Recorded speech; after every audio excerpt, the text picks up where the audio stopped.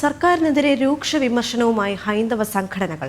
ദേശീയ ബിംബങ്ങൾ കുടകളായതിന്റെ പ്രതികാര നടപടിയാണ് പൂര വെടിക്കെട്ടുകൾ തടസ്സപ്പെടുത്തിയത്.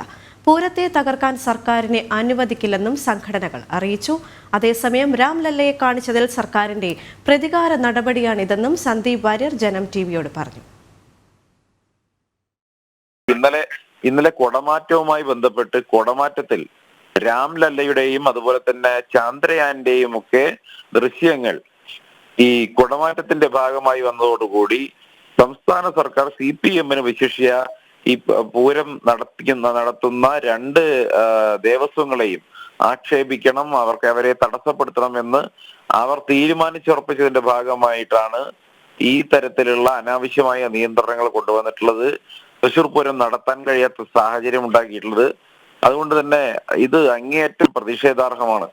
ലക്ഷക്കണക്കിന് ജനങ്ങളുടെ അവരുടെ ഏറ്റവും വലിയ ചിരകാല ആഗ്രഹം എന്ന നിലയ്ക്കായിരിക്കും പലരും തൃശ്ശൂർ പൂരത്തിന് പോയിട്ടുണ്ടാവുക.